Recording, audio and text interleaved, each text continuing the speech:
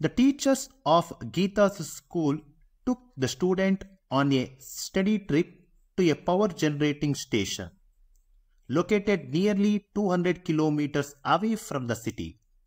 The teacher explained that electrical energy is transmitted over such a long distance to their city in the form of alternating current, that is AC current, rise to a high voltage. At the receiving end in the city, the voltage is reduced to operate the devices. As a result, the power loss is reduced. Geeta listened to the teacher and asked questions about how the AC, that is alternate current, is converted to a higher or lower voltage. And some of the following questions are: name the device used to change the alternating voltage to a higher or lower values. Okay, for this particular question, our answer is transformer. Transformer is the device used to change the alternating voltage to a higher or lower value. And the second part of the question is, state one cause for power dissipation in this device.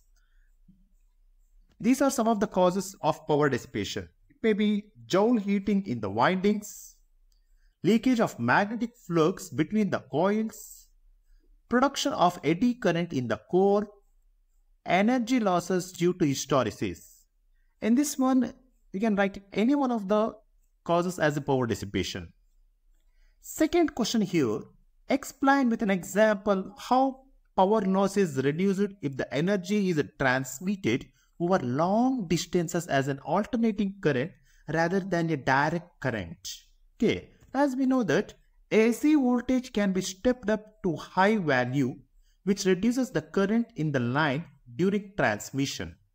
Hence, the power loss, that is I square R, is reduces considerably, while such stepping up is not possible for direct current.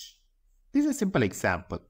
Okay, and the third part of the question, write two values each shown by the teacher and the Geeta.